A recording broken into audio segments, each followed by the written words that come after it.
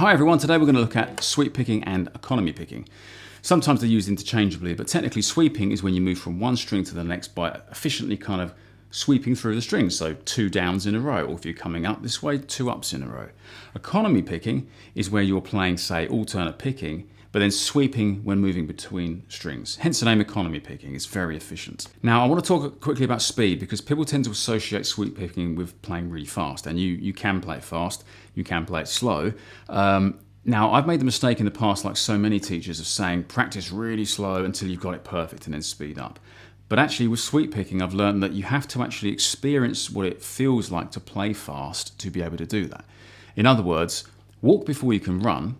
But to learn to run faster, you can't do so by practicing walking. You do have to practice playing fast sometimes. Basically, if you play a little bit faster and push yourself occasionally, you kind of build up those neural pathways or whatever they're called in the brain that enable you to get used to what it feels like to play fast. Now, if you're playing, say, really fast, like 16 notes per second or something crazy like that, your brain can't actually process information that quickly. So what happens is, after lots of practice of getting used to the feeling of playing fast, your brain does something that psychologists call chunking, which is where instead of thinking about all those different components of what you're playing, it only sort of sees one big lump of information. So quite often when I'm playing something really fast, when I'm sweep picking, I might only really be focusing on hitting beat 1 and the last note. Everything in between just kind of happens for me automatically. But you do have to start slowly at first just to get used to where the notes are and to make sure you are sweeping and not hopping, which we'll talk about in a minute. And then of course you can push yourself a little bit, maybe with the drum machine, and just start building up your speed.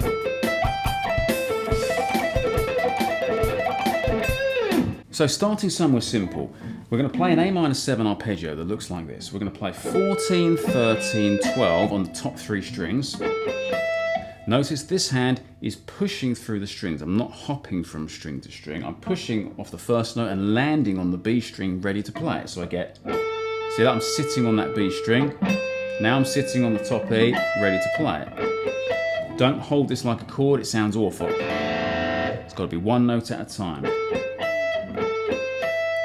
Now what we're going to do is we're going to alternate on this top E string. And the golden rule of sweep picking is you need an odd number of notes to move through the strings and an even number of notes on a string to turn around. So we played 1 note per string, which made us travel that way. Now I'm going to play, that's 1 note on the top E. I'm going to play a second note with an up and then a down on the same note. And then my 4th note is going to be, look at that, it's turned my hand around ready to go up, up, up. I'll do that again.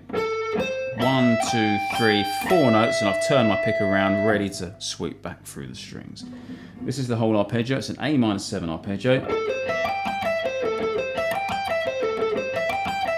Be very careful to play 1 note at a time, nice and smoothly. By the way, I was saying that you can pick an odd number of notes to move in one direction. You could play 3 notes on this string if you wanted to. That way you get down, up, down, push. It still enables me to move through the strings in a sweeping fashion. That's really called economy picking, where you're alternating and then efficiently, economically, moving on to the next string with a little sweep. So let's see what it sounds like with the drum machine. First of all, play quarter notes or crotchets. 1, 2, 3, 4, 1, 2, 3, 4. Now I'll play quavers or 8th notes.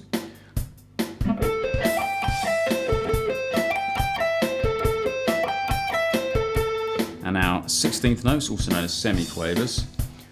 1, 2, 3, 4. What I'm doing there is I'm counting in my head 1 E and a 2 E and a 3 E and a 4, but very quick. 1 E and a 2 E and a 3 E and a 4 E and a 1 E and a 2 E and a 3 E and a 4 E. So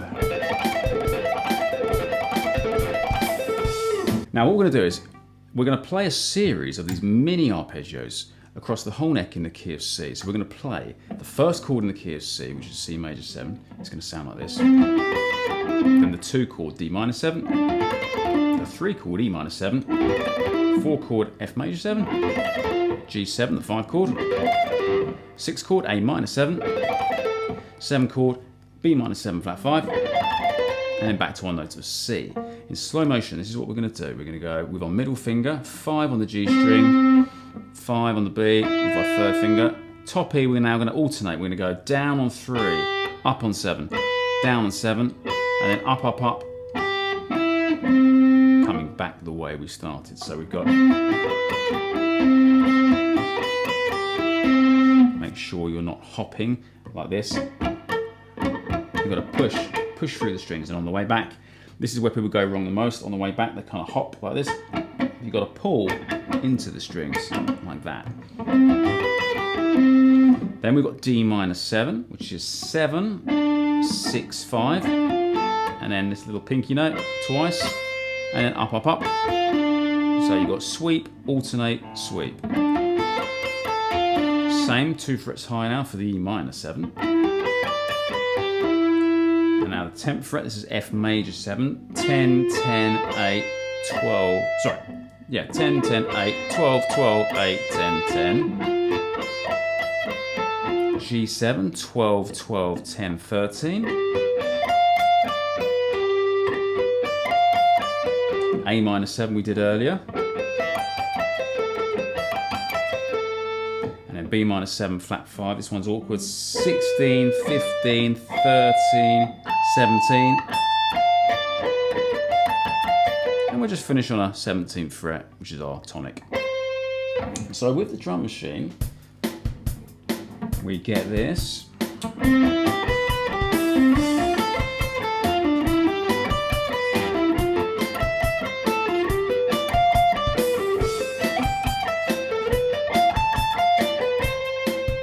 Or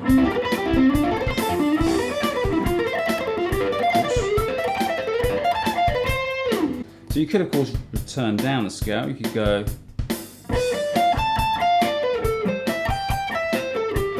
And you get the idea. Sometimes when I'm playing a solo, when I'm improvising, instead of doing this like an exercise, I like to mix and match. Sometimes I go up an arpeggio, slide across and come down one. Or just come down lots of them. And the cool thing about sweeping is it's quite easy to apply it to the cage method. If you take any cage scale pattern, like let's say the A shape, you can find little mini sweeps hiding within there. For example, what I like to do is take the pattern that fits over this, which if you know the cage method, you'll know this pattern well. If not, check out my video on caged. And it looks like this. This is the A shape scale.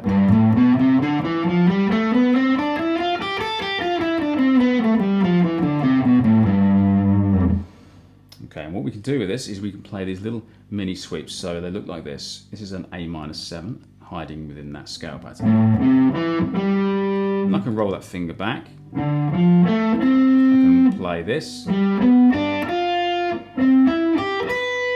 that was. Let me play it up to speed first. So.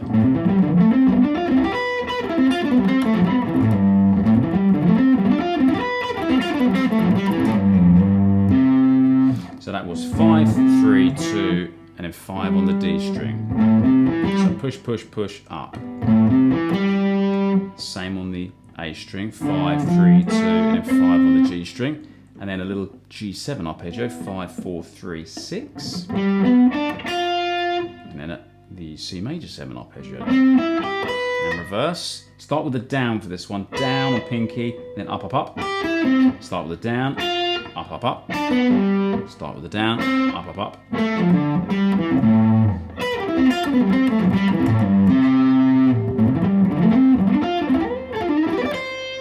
And you can do that with all of these patterns. It's just looking for the notes that kind of move diagonally across the neck like that. Now, after you've got used to doing these little mini arpeggios, what you can also do is apply sweep picking to scales. It becomes economy picking here, where really we're alternating but then sweeping between strings. So for example, if we take one of the stretchy 3-note per string patterns I talked about in my previous video, like this one,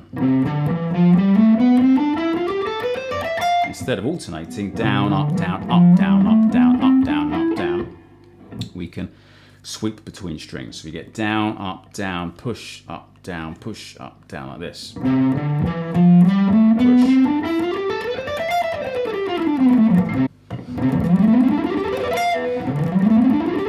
It's a lot easier to play this fast than alternating, where we have to keep changing direction to escape being stuck between the strings. So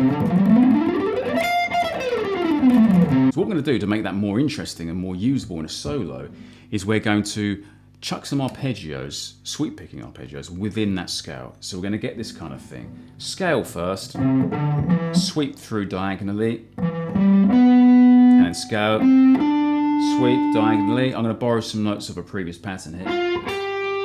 Scale. So I've got this. Coming back and go.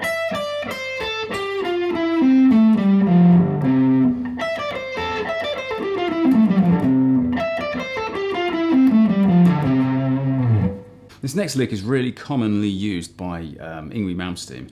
It's a series of diminished 7 arpeggios. Now the diminished 7 arpeggio is great because it's got this kind of symmetry. You can basically shift it up 4 frets and play the same thing and you get the same 4 notes in a different order. So for example, we can go like this, say from the 6th fret, 6, 3, 5, 6, and then move those 4 notes upper minor third. So I'm now on the 9th fret and do exactly the same shape and you get the same 4 notes just in a different order. So you get 4 frets high or upper minor third, up another minor third. So let me do that up to speed. Now what I'm doing there is I'm picking it down on 6 and up on 3, up on 5, up on 6. Notice the fingers I'm using. Pinky in my first and then second, third. The reason I'm ending on my third is so that pinky's ready to make the jump to do the same thing, a minor third further up the neck. And from the 9th fret, I've got 9, 6, 8, 9.